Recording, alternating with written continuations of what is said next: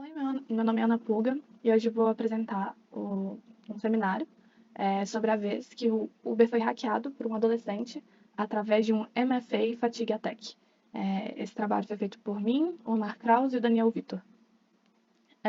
Nesse vídeo a gente vai passar por alguns pontos: introdução, detalhes do ataque, objetivos do ataque, impactos e as ações que podem ser tomadas para precaver esse ataque. Então, começando com a introdução, dando um leve contexto, esse ataque ele aconteceu no dia 15 de setembro de 2022, quando um hacker de 18 anos, um adolescente, ele teve acesso administrativo completo a partes críticas da infraestrutura de TI da Uber. Ou seja, ele teve acesso a basicamente tudo de importante lá de dentro. Ele conseguiu as credenciais de VPN de um funcionário e a partir daí ele começou o ataque dele. Falando um pouquinho dos detalhes do ataque, esse adolescente ele enviou uma mensagem de texto para um funcionário da Uber e ele estava fingindo, né, que ele era um profissional da área de TI e que ele precisava resolver um problema, então ele precisava dos acessos de VPN dessa pessoa. E aí esse funcionário ele acreditou, né, e ele foi persuadido a fornecer essa senha da VPN. E aí o hacker, a partir disso, conseguiu ter acesso a alguns sistemas da Uber.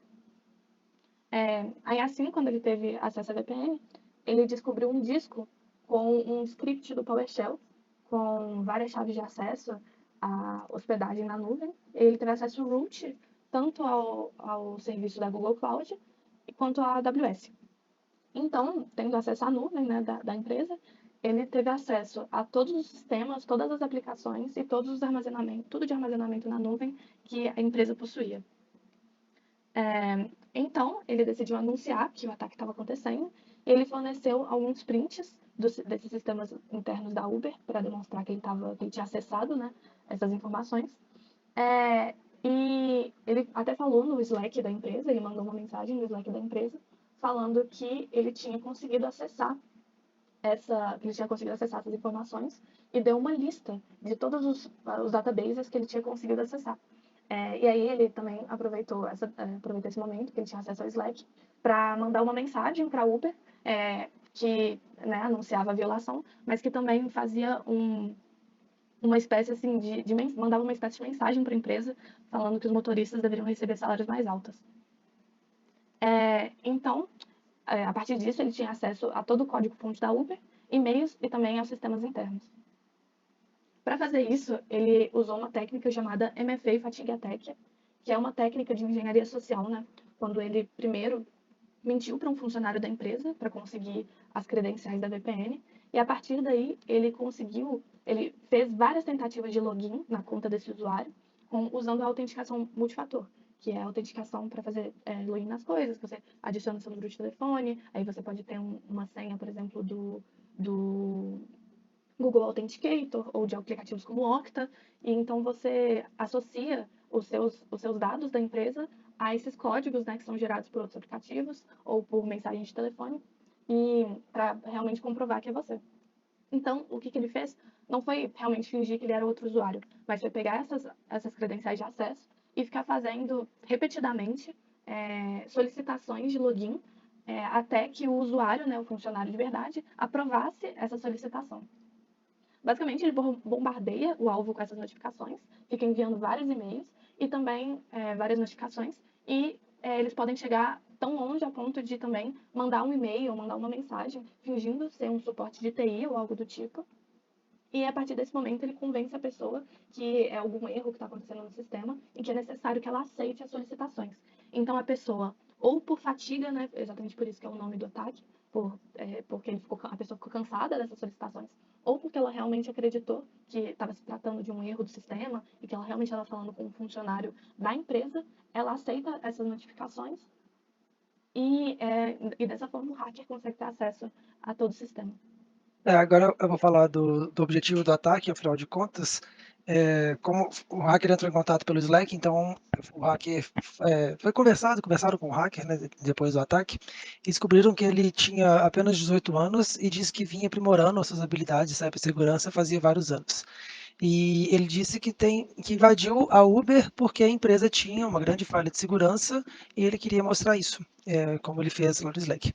O Sam Curry, que é um engenheiro de segurança que manteve essas correspondências com o hacker, depois de tudo resolvido, afirmou que ele parecia uma criança que não sabia o que fazer com todo aquele poder em suas mãos, mas que ele estava tendo o momento de sua vida. É, após tudo isso, os impactos que tiveram na Uber como um todo foi que a empresa percebeu que ela tinha realmente uma falha de segurança, porque uma pessoa de 18 anos acessar um sistema desses, claramente uma falha de segurança, mas que felizmente o atacante ele fez isso apenas por curiosidade e para mostrar o ponto dele, do que é por ganho financeiro ou para causar algum tipo de dano na empresa. Durante o ataque, a Uber entrou em contato com a polícia, só que passou algum pouco tempo e o hacker retornou os acessos à empresa e saiu. Então ficou tudo bem no final das contas. Esse tipo de ataque, o MFA, tem algumas maneiras de se evitar dele acontecer.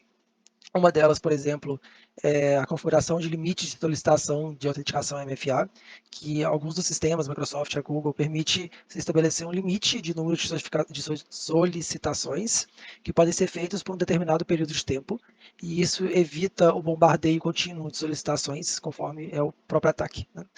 Além disso, também pode ser utilizado outros meios de autenticação, não existe somente a Google ou a Microsoft, existem alguns outros meios de autenticação que também podem ser utilizados, que geram códigos numéricos aleatórios ou que usam os aplicativos de telefone ou por e-mail, e isso é mais seguro do que simplesmente aceitar uma solicitação vinda de algum técnico, por exemplo. Um pouco mais seguro. Além disso, também é muito possível monitorar atividades suspeitas. Você receber bombardeio de notificação de autenticação MFA não é algo normal de se acontecer no dia a dia. Então, é um comportamento suspeito e isso pode ser monitorado e identificado para sinalizar esse tipo de comportamento que pode fazer com que pode interromper esse fluxo de solicitação e evitando assim o ataque.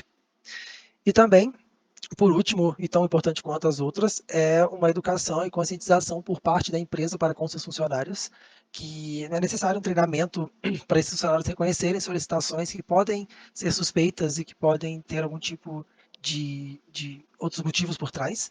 E isso deve ser relatado ao departamento de TI imediatamente para evitar que esse tipo de coisa aconteça. Um adendo sobre a educação e conscientização é que, juntamente com a autenticação multifator, esses treinamentos devem ser implementados. A autenticação multifator ela não funciona se você não treinar os funcionários para identificarem esse tipo de coisa, esse tipo de fraude, identificarem técnicas de engenharia social, porque senão a autenticação multifator simplesmente é ineficaz. Se o funcionário consegue realmente cair nos truques de um hacker, a autenticação multifator perde completamente o seu objetivo. Então, justamente nesse tipo de ataque, né, o MFA Fatigue Attack, uma das partes mais importantes seria a conscientização realmente dos funcionários, para que eles não caiam nessas práticas de engenharia social. Certo. Para finalizar, nós fizemos uma questão aqui referente a essa apresentação. Então é a seguinte: selecione a alternativa que representa a ordem de prioridade em relação às precauções que se pode implementar para evitar um ataque do tipo MFA Fatigue Attack, aqueles que nós vimos nessa apresentação, considerando que o primeiro é o mais prioritário e o último o menos prioritário. Leve em consideração fatores como custo financeiro, dificuldade de execução e satisfação por parte dos funcionários, porque a gente sabe que implementar coisas na empresa gera opiniões de funcionários, né? Então isso deve ser levado em consideração. Ok, a primeira implementação é configurar limites de solicitações de pedidos de autenticação em um período de tempo. O segundo é criar métodos de autenticação alternativos para aprovações de login. O terceiro é criar um processo de monitoramento e identificação de atividades suspeitas, com o intuito de interromper fluxos de solicitações que são classificadas como suspeitas. E, por último, o investimento em educação e conscientização dos funcionários da empresa, com o objetivo de auxiliar na identificação de atividades suspeitas e conscientizá-los de que isso deve ser relatado ao departamento de TI, caso tenha alguma suspeita. Então, as alternativas são 1, 2, 3, 4, na ordem de prioridade, 4, 2, 3, 1, 3, 4, 2, 1, 4, 3, 2, 1 e 4, 1, 3, 2.